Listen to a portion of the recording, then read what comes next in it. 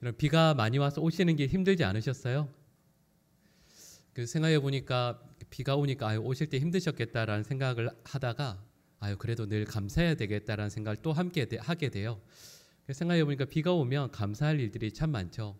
비가 오면 피부가 건조하지 않으니까 피부가 촉촉할 것이고 또 화장도 잘 먹고 또 얼굴에서 빛이 나겠죠. 우리 옆에 계신 분들과 환하게 웃으면서 인사할까요? 오늘따라 너무 촉촉해 보이세요? 한번 인사해 볼까요? 네. 저도 하면서 너무 민망하긴 하네요. 네. 이런 저희가 그 구약 성경을요 대할 때 여러 가지 이제 신학적으로 주제들이 있습니다. 근데 제가 구약 성경 그 개론을 배울 때 한 가지 주제가 떠올라요. 그 주제가 무엇이냐면 하나님은 누구의 하나님이신가라는 주제가 있습니다. 여기에 대해서 저희가 크게 두 가지로 보통 이야기를 해요. 그 중에 하나가 이거죠. 하나님은 유대 민족의 하나님이다. 이런 관점이 있습니다.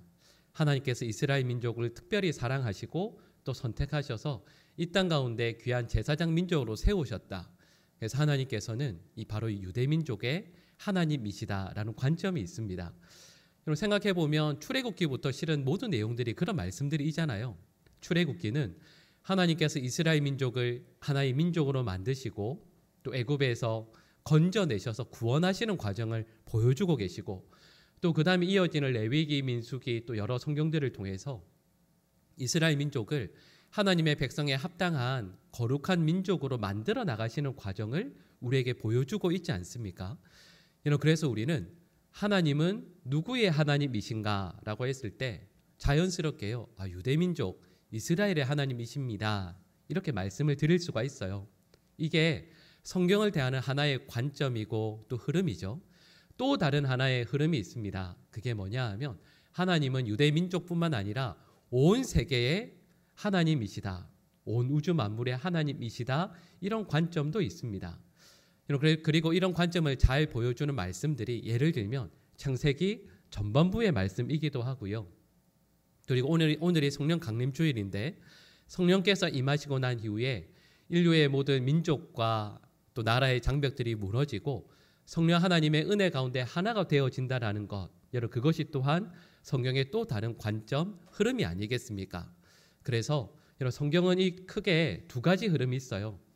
하나님은 누구의 하나님이신가? 라고 했을 때 하나님은 유대민족의 하나님이시기도 하지만 또한 온 세상의 하나님이시요 온 천지 만물을 주관하시는 하나님이시다. 보통 저희가 학교에서 신학교에서도 그러고요. 성경을 공부할 때 이 두 가지 관점을 이야기하게 됩니다. 그런데 여기까지 제가 학교에서 배우고 나서 곰곰이 생각해 보니까 맞아요. 이 두 가지 흐름이 성경 전체에서 나오죠. 근데 저는 여기에 하나 더해서 또 다른 것을 말씀드릴 수 있습니다. 우리 출애굽기 3장 6절 말씀인데요. 우리 같이 노란색으로 되어 있는 부분만 같이 읽어볼까요? 또 이르시되 나는 내 조상의 하나님이니 아브라함의 하나님, 이삭의 하나님, 야곱의 하나님이니라. 아멘. 여러분 생각해 보면 이 말씀을 하나님께서 구약부터 신약까지 참 여러 번 말씀하세요. 여러 번 나옵니다. 여러분 다른 사람들이 신학적으로 정리해서 하는 말이 아니고요. 하나님께서 스스로를 나는 이러이러한 하나님이다 라고 말씀하시는데 나는 누구의 하나님이다 라고 하시는 말씀을 이렇게 정의하시지 않습니까? 이런 의미죠. 세상의 많은 그리스도인들 또 많은 신학자들은 하나님은 한 민족의 하나님이십니다. 혹은 온 세상 천지 만물을 창조하시고 다스리시는 능력의 하나님이십니다. 이런 말을 하겠죠. 하나님께 스스로 이렇게 말씀하시는 거예요. 그래, 그런 멋진 온갖 수식어들을 나에게 붙이는 것도 좋고 귀한 것이겠지만 나는 이 작고 작은 세 명의 족장 아브라함, 이삭, 야곱의 하나님이 되는 것을 결코 부끄러워하지 않겠다. 오히려 나는 그것을 기뻐한다. 하나님께서 이렇게 말씀하시는 거죠. 하나님께서 아브라함, 이삭, 야곱의 하나님이라고 이렇게 불리시고 또 스스로를 말씀하시는 이유가 무엇이겠습니까? 또 여기에 대해서 저희가 여러 가지로 말할 수 있지만 그 중에서 하나는 이렇게 말씀드릴 수 있습니다. 아브라함, 이삭, 야곱에 이르러서요. 하나님을 향한 아름다운 신앙이 대대로 이어지는 것을 하나님께서 너무 기뻐하시고 또 사랑하시고 좋아하신다라는 뜻이 아니겠어요? 여러분, 저는 우리 모든 성도들에게 이 은혜와 복을 하나님께서 주시기를 간절히 축복합니다. 바로 우리 대만이 아니라 우리의 자녀, 손주 대를 이어서 그 아름다운 믿음이 계속해서 이어지는 하나님께서 기뻐하시는 우리 모든 믿음의 가정들이 다 될 수 있기를 간절히 축복합니다. 오늘 본 말씀에서 저희가 이삭에 대한 말씀이 오늘 본문의 내용인데요. 여러분, 제가 앞서 말씀드렸던 것처럼 아브라함, 이삭, 야곱을 이어서 그 믿음이 이어지게 되는데, 특별히 아브라함과 이삭 같은 경우에는 그 삶에서 공통점이 참 많이 있습니다. 오늘 본 말씀이 되는 26장 말씀과 함께요, 아브라함의 인생 가운데 창세기 21장 말씀이 참 공통된 내용이 많이 있습니다. 근데 여러분, 그 중에서 그 공통된 배경이 아브라함과 이삭이 우물을 팝니다. 근데 블레셋의 왕 아비멜렉의 종들이 이 우물을 빼앗는 내용이 창세기 21장과 26장 말씀에 나와요. 아브라함 같은 경우에는 한 번 우물을 빼앗깁니다. 근데 그 내용이 아주 간략하게만 나와요. 근데 26장에서는 우물을 몇 번 뺏기죠? 3번 뺏깁니다. 3번 팠는데 3번 다 뺏기고요. 4번째 팠는데 그 4번째 우물은 얻게 되죠.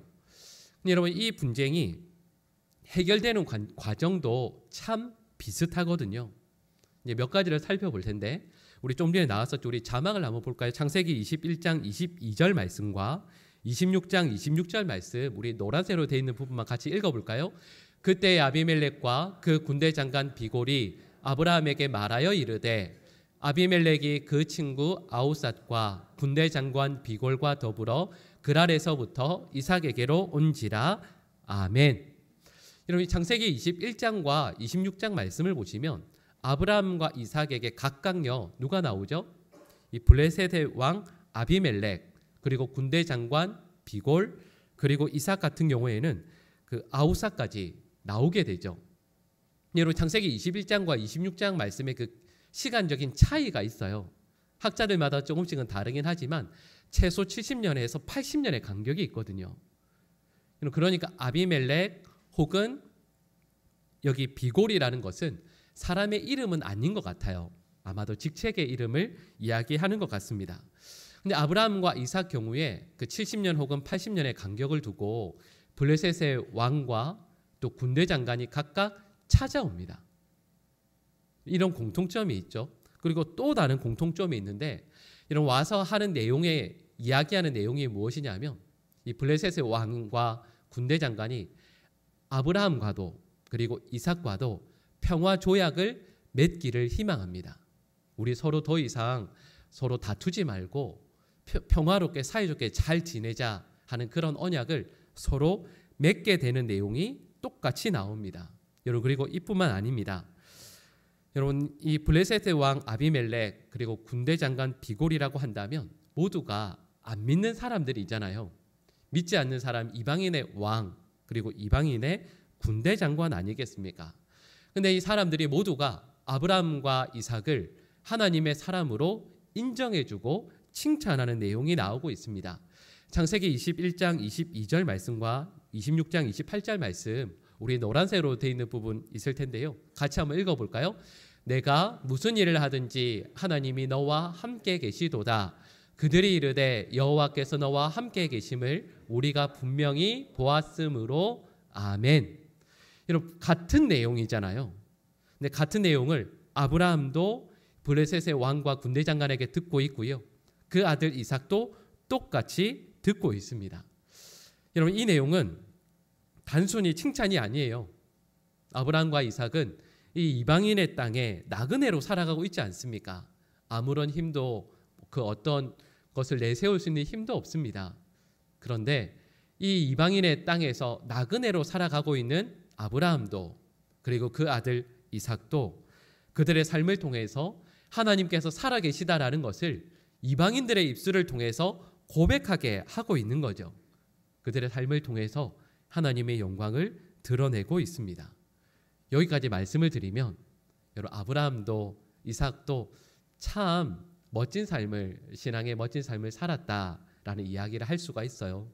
그리고 또 다른 말로 하면 두 분 다 하나님의 큰 은혜와 복을 받았다라는 말씀도 드릴 수 있지 않겠습니까? 여러분, 그런데요, 저는 이 내용을 여러분들에게 말씀을 드리면서 이삭도 실은 참 큰 복을 받은 분이지만 아브라함이 참 큰 복을 받았다라는 생각을 하게 돼요. 왜냐하면 아브라함이 믿음의 아버지로 살게 되었을 때 그 아들이 하나님의 은혜와 복을 받는 것을 보게 되지 않습니까? 여러분, 내가 하나님의 은혜와 복 받는 것도 너무 감사한 일이지만 내 사랑하는 딸, 내 사랑하는 아들, 후손들이 믿음 가운데 바르게 서 있는 것을 보게 되고 깨닫게 되는 것이, 그것이 얼마나 귀하고 복된 일이겠습니까? 그리고 이런 은혜를 또한 누리게 되기를 간절히 축복합니다. 네, 여러분, 여기에서요, 아브라함에게 있었던 이 일이 70년, 80년이 지났을 때 어떻게 이 아들 이삭에게도 똑같이 일어날 수 있었을까?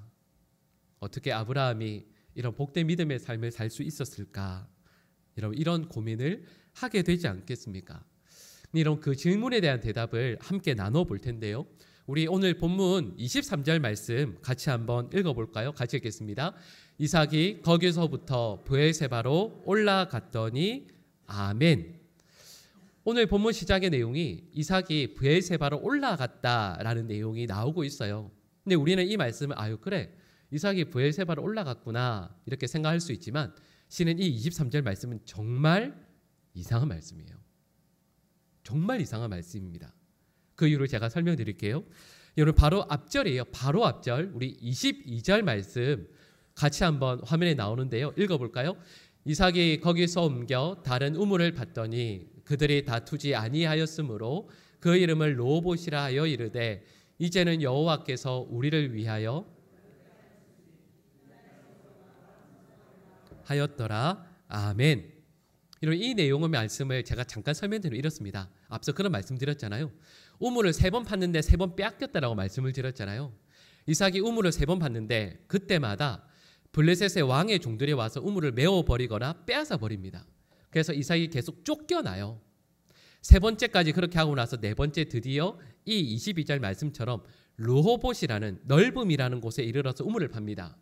근데 이 블레셋 사람들이 와서 이제는 안 건드려요. 빼앗지도 않고 싸우지도 않습니다. 그러니까 22절 말씀에 나오는 것처럼 이삭이 뭐라고 한다고요? 이 이름을 르호봇이라 짓고, 이곳은 이제 넓은 곳이다. 이제 우리 온 식구들이 함께 평안하게 이곳에서 살자, 이곳에서 진정한 은혜를 누리며 행복하게 살자라는 내용이 22절에 나와요. 근데 갑자기 23절에서 이삭이 어디로 옮긴다고요? 브엘세바로 옮깁니다. 갑자기요. 근데 여러분, 이 브엘세바는 그 지도를 놓고 보면 이 르호봇보다 훨씬 더 가나안 땅 안쪽이에요. 이삭이 지금 여기까지 이 블레셋 땅까지 왜 왔냐면 기근 때문에 왔거든요. 기근 때문에 와서 우물 파고 쫓겨났다 또 우물 파고 하는 겁니다. 그런데 여기에서 지금 우물을 파서 이곳에서 행복하게 살 수 있는데 우물도 없는 기근이 훨씬 더 심한 내륙 안쪽인 브엘세바까지 옮기고 있는 거죠. 왜 그럴까요? 이삭이 지금 이제 드디어 평안히 잘 살 수 있는 은혜의 자리를 그냥 포기하고 왜 안쪽 더 깊숙한 곳으로, 우물도 없는 곳으로 옮기고 있겠습니까? 여러분, 그 힌트를 저희가 읽었던 23절 말씀에서 다시 알 수가 있어요. 이삭은 이렇게 이야기합니다. 브엘세바로 올라갔더니 이렇게 말씀하고 있거든요. 여러분, 근데 실은 이 말은 지리학적으로 보면 틀린 말이에요. 왜냐하면 르호봇이 브엘세보다 더 위치가 높습니다. 그러니까 원래는 어떻게 해야 되죠? 르호봇에서 브엘세바로 내려갔더니라고 하는 게 맞아요. 그게 맞습니다. 근데 왜 올라갔다라고 이야기할까요? 성경에 보면 분명히 내려가는 길인데 올라갔다라고 표현하는 말씀들이 몇 군데가 있어요. 거기에는 항상 무슨 의미가 있죠? 영적인 의미가 있습니다. 지리적으로 보면 이삭이 내려가는 게 맞아요. 근데 이삭의 심령은 하나님을 향해 올라가고 있다라는 뜻이에요. 그리고 여기에는 아주 특별한 이유가 있습니다. 이 브엘세바라는 곳은 이삭이 좋은 우물 그리고 넓고도 편안한 지리적인 이점 이 모든 것들을 다 포기하고서도 가야 될 영적인 이유가 있어요. 그 이유가 창세기 21장 33절 말씀에서 나옵니다. 우리 같이 한번 읽어볼까요? 아브라함은 브엘세바에 에셀 나무를 심고 거기서 영원하신 여호와의 이름을 불렀으며 아멘. 그의 아버지 아브라함이 브엘세바에서 행한 일 두 가지를 기록하고 있습니다. 그 첫 번째가 에셀 나무를 심은 것이죠. 아브라함이 브엘세바에 가서 에셀 나무를 심었다라고 하는 이 말씀 들으시면서 뭔가 딱 떠오르는 문장이 있으시죠? 여러분 왜 가끔 서로 이야기하시다가 왜 그런 말씀 하실 때가 있잖아요. 왜 내일 지구가 멸망하더라도 뭐 하신다고요? 네, 그렇죠. 잘 아시는군요. 사과나무를 심겠다. 여러분 이 문장이 참 유명한 말이죠. 아브라함도 같은 심정인가? 여러분 이런 생각을 혹시 하실 수도 있을지 모르겠습니다. 여러분 그런데 왜 여러분 구약 성경에 보면 이런 내용이 나와요. 이스라엘의 영토를 표현할 때 가장 북쪽이 어디죠? 경계선이 단이죠. 가장 남쪽은 브엘세바. 그래서 이스라엘 영토를 관용적으로 표현할 때 단에서 브엘세바까지 이런 말을 써요. 근데 이런 브엘세바라는 말을 왜 쓰냐면 인간이 살기 정말 어렵지만 그럼에도 불구하고 살 수 있는 가장 마지노선이 뭐냐면 1년의 강우량이 200mm입니다.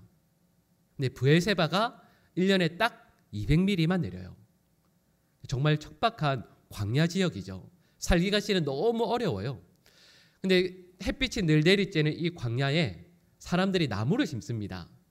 무슨 나무를 심을까요? 사과나무가 아니라 에셀나무예요. 여러분 에셀나무를 왜 심을까요? 에셀나무는 이렇게 비가 적은 곳에서도요 나무가 자라서 잎을 냅니다. 근데 그 잎을 내는데 이 나무는 특징이요 공기 중에 있는 수분을 쫙 빨아들여요. 그리고 그 잎에 소금기를 냅니다. 그래서 그 그늘 아래 있으면 다른 그늘보다 훨씬 더 시원해요. 학자들의 말로는 5도에서 10도 정도가 낮다고 합니다. 그러니까 이 브엘세바에는 에셀나무를 많이 심을 수밖에 없죠. 근데 여러분 이렇게 생각해 볼까요? 여러분 아브라함이 브엘세바 그 척박한 땅에서 하루하루를 살면서 하나님께 엎드려 예배하면서 왜 이 에셀나무를 심었을까요? 여러분 왜 그런 말씀 하잖아요. 하나님의 날개 그늘 아래 편히 쉬기를 원합니다라는 말씀을 우리 자주 하잖아요. 여러분 실은 하나님의 날개 그늘이 가장 필요한 곳이 바로 이 브엘세바입니다. 가장 햇볕이 무섭게 내리쬐고 가장 하루하루 살아가기 힘든 곳이죠. 그런데 아브라함이 에셀나무를 심어요. 그리고 어떤 마음에 소원을 품고 기도할까요? 하나님, 인생의 광야 같은 이 가운데에서 하루하루를 살아갈 때 하나님께서 저의 인생에 그리고 내 아들, 내 후손들의 삶에 날개 그늘 아래 저희를 품어 주십시오. 저희는 이 척박한 땅에 살아가지만 하나님께서 저희를 안아주시고 품어주시고 보호하여 주실 것을 믿습니다. 그 마음으로 이 에셀나무를 심는 거죠. 여러분 그리고 거기에서 두 번째 한 일이 있습니다. 아브라함이 하나님의 이름을 부르며 예배해요. 근데 여러분 조금 전에 읽었던 말씀을 다시 한번 떠올려 보시면 아브라함이 평소처럼 여호와의 이름을 부르며 예배하였다라고 말씀하지 않습니다.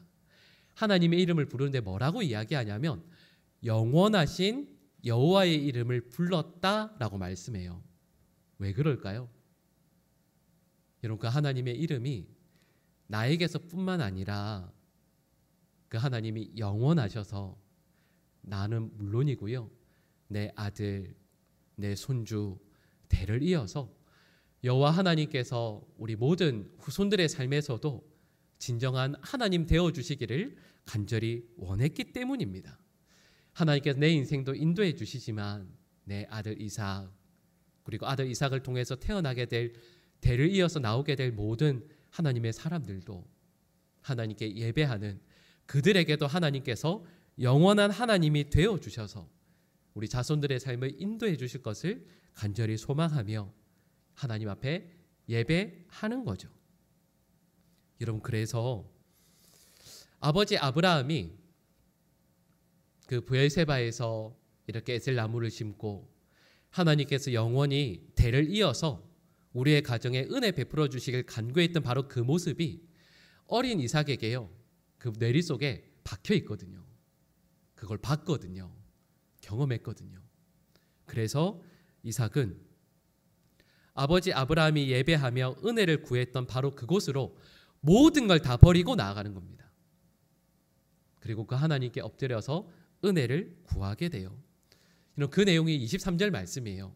여러분, 이어서 이 이삭이 체험하는 것이 24절 말씀에 나옵니다. 우리 24절 말씀 같이 읽어볼까요? 그 밤에 여호와께서 그에게 나타나 이르시되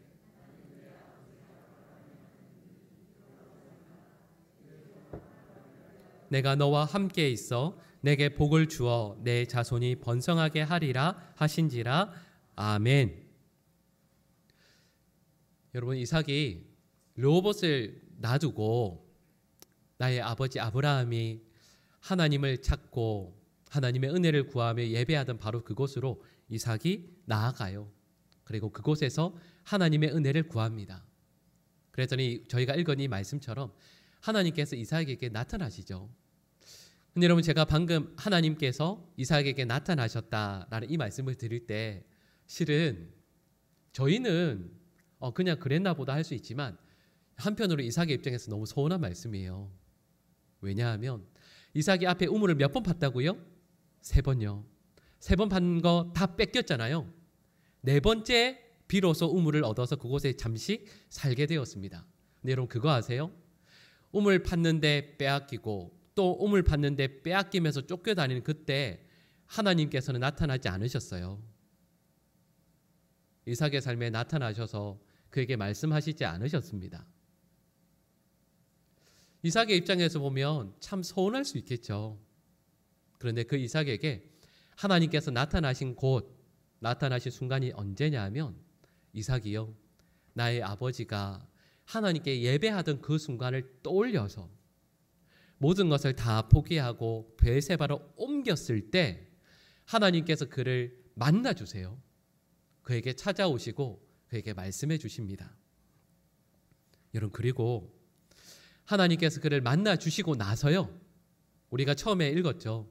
그 뒤에 나오는 바로 오늘 본 말씀 바로 그 뒤에 내용이 뭐냐 하면 그랄 왕 아비멜렉 그리고 군대 장관 비골까지 함께 찾아와서 용서를 구합니다. 화해가 이루어지게 되고 또 그곳에서 또다시 우물을 파서 그 가운데 살게 돼요. 이삭이 하나님의 은혜를 체험할 수 있었던 이유가 있습니다. 그게 뭘까요? 제가 앞서 여러 가지 쭉 말씀을 드렸지만 맞아요. 여러 가지 이유를 말씀드릴 수 있어요. 네, 그 중에 가장 중요한 이유 하나가 있습니다. 아버지 아브라함이 믿음의 삶을 최선을 다해서 살아내고 또 영원하신 하나님께서 자녀들의 삶을 책임져 주실 것을 기도하며 예배했던 그 모습을 이삭이 볼 수 있었기 때문이에요. 다르게 이야기하면 그런 귀한 믿음의 삶을 아버지 아브라함이 자녀에게 믿음의 그 본을 보여주었기 때문입니다. 여러분, 실은 이 내용이 아브라함이 이삭이 보는 앞에서 하나님께 예배했던 이 내용이 21장 내용이에요. 끝부분이에요. 여러분, 창세기 21장 말씀이 이 내용으로 끝마친다면 그 다음이 몇 장이죠? 창세기?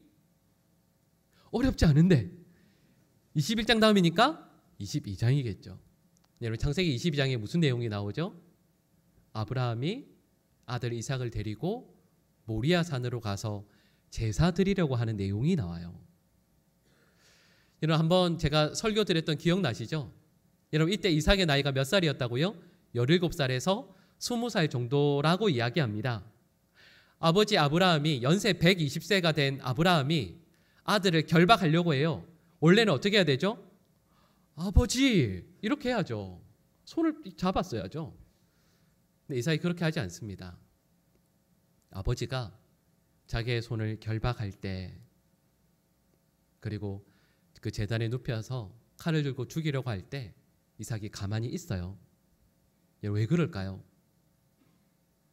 이게 창세기 22장 말씀이면 창세기 21장에서 이삭은 봤거든요.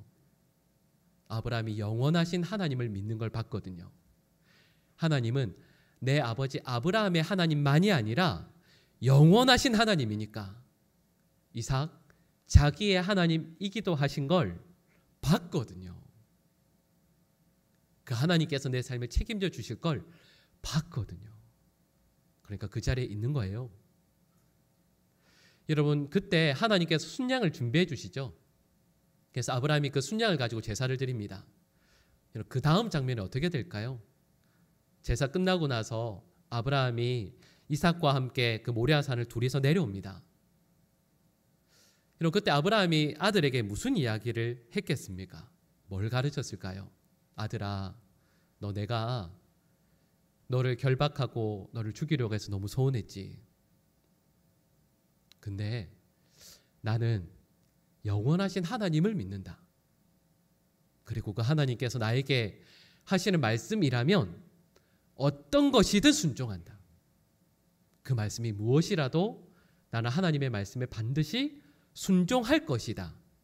그리고 너도 영원하신 하나님을 믿고 그 하나님의 말씀에 순종하는 삶을 살아야 한다.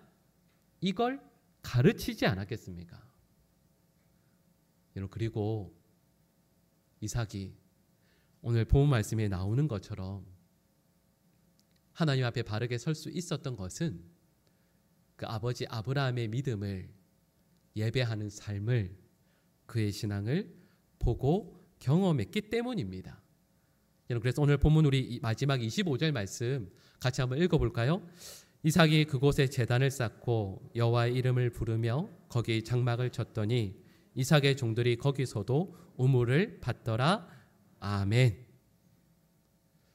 여러분, 이삭이 그 아버지 아브라함의 모습, 신앙을 그대로 기억해요. 그래서 이삭도 아버지와 똑같이 예배드리고 하나님을 의지하는 믿음의 삶을 살아가는 거죠. 여러분, 저는 봉황중앙교회 담임 목사로 우리 모든 성도들을 향해서 기도할 때 저의 정말 간절한 소망이 있습니다.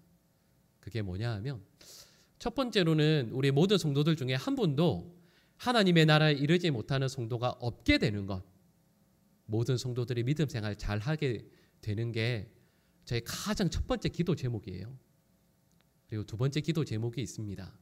그게 뭐냐 하면, 우리 모든 성도들께서 믿음 생활을 바르게 늘 하시는 그 모습을 보고 여러분들의 딸, 여러분의 아들, 손주들 모두가 믿음 생활 잘 하게 되는 거예요. 천국에 우리 부모 세대만 있는 게 아니라 우리 자녀들, 우리 손주들까지 모두가 함께 영원하신 하나님을 만나고 찬양하게 되는 거예요. 이걸 위해서 여러분, 오늘 본 말씀에서 이삭이 이런 귀한 멋진 믿음의 삶을 살지 않습니까? 네, 그 이유를 여러 가지로 말할 수 있지만 아브라함이, 그의 아버지 아브라함이 참으로 귀한 영광된 믿음의 본을 늘 보였기 때문이에요. 우리 모든 성도들에게 하나님께서 이 은혜 주시길 간절히 축복합니다. 우리 모든 성도들뿐만 아니라 여러분들의 딸, 여러분의 아들, 손주들도요. 아마 여기 계신 분들이 이렇게 제가 이렇게 가만히 보면 여러분들의 자녀들, 손주들이 대부분 다 이 자리에 없으시죠, 그죠? 어쩌면 여기에서 예배드리는 모습을 여러분들의 자녀들, 손주들은 못 보실 것 같아요. 그렇지만 교회 예배당뿐만 아니라 여러분의 삶의 자리, 가정에서 하나님을 늘 바르게 예배하고 섬기는 그 모습을 여러분의 딸과 아들들이 늘 바라볼 수 있게 되기를, 그래서 어려움을 만났을 때 여러분, 아무리 좋은 해결되고 로봇을 만난다 할지라도 여러분의 자녀들이, 그래 우리 아버지, 우리 어머니가 늘 예배했던 브엘세바로 모든 것을 내려놓고서라도 나아갈 수 있는 그런 은혜와 그런 믿음 허락해 주시기를 간절히 축복합니다. 기도하겠습니다. 사랑의 하나님, 우리 사랑하는 모든 성도들에게 은혜 베풀어 주시옵소서. 우리 아버지와 어머니가 믿고 섬긴 그 하나님을 우리의 자녀들도 바르게 섬기는 것이 우리 모든 성도들에게 가장 소중하고도 감사한 기도 제목이요, 간증이요, 소망이 되는 우리 모든 주의 백성들 되게 하여 주시옵소서. 이 모든 간구를 예수님의 이름으로 기도드립니다. 아멘.